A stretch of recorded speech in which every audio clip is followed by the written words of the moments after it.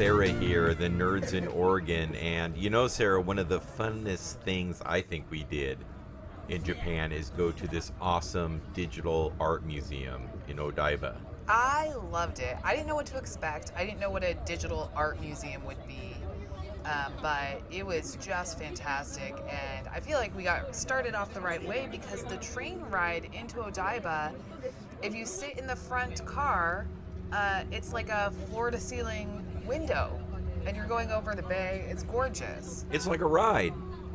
It's like a ride. It's This super phrase. cool. Over Rainbow Bridge, and then all of a sudden, boom, we're there.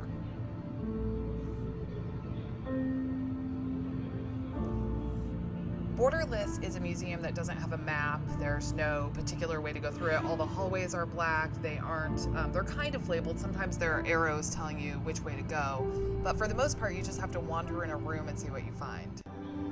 For instance, this room had floor to ceiling flickering light ropes that changed, and you kind of wander through them in an almost maze-like atmosphere. We even found a control station in the maze that helps you choose what's going to be on the LEDs.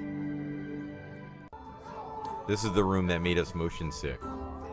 It's so disorienting. The digital art kind of spins, and the people are sometimes spinning a different way. But it was also one of the neatest rooms, I thought. Yeah. I couldn't stand there for very This long. is the ceiling, I think, we're looking at. That was, yeah. My favorite thing that we did.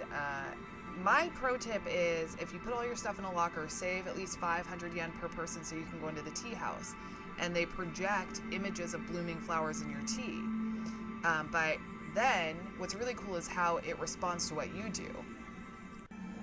So you pick out your tea, you go and sit down, and then petals start to form.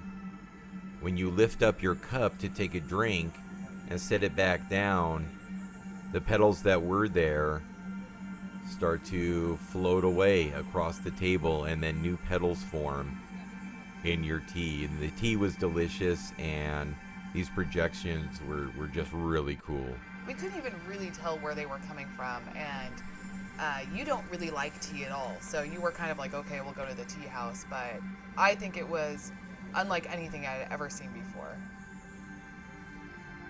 The room was totally like pitch black otherwise, except for these projections. Really cool inside. Yeah, kind of, you can see in the back there, the whole museum kind of had night lights so you don't run into walls, but everything else is black. This was called like the athletic room, I think.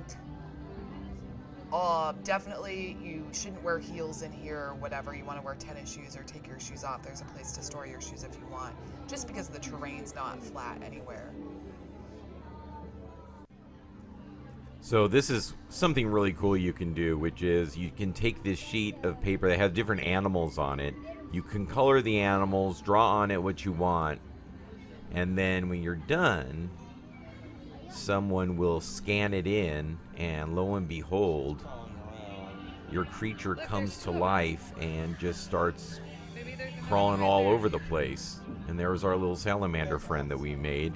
We tried to make them really distinctive looking so we'd be able to find them, but they also interact with other animals, like our guy's about to leap onto the snake, right?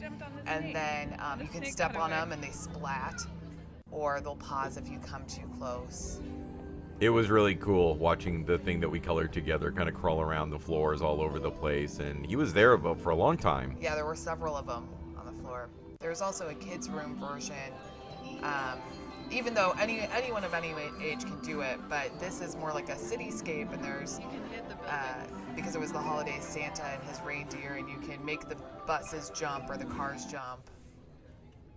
Another really cool area was this lantern room. There was a long line for this room, so I suggest hitting it early if you can.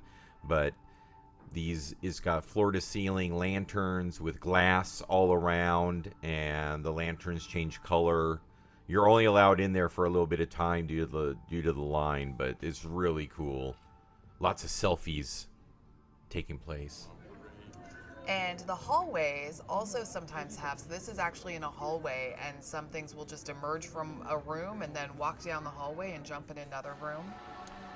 There's so much to this museum. We don't have it all here, and a lot of it you should just go and experience for yourself if you can. We just wanted to give you a little sample. Yeah, just a little sample. So if you're able to go into Odaiba and the Mori building, go check it out. It was a really, really cool experience. We bought our tickets ahead of time, I think, on Klook.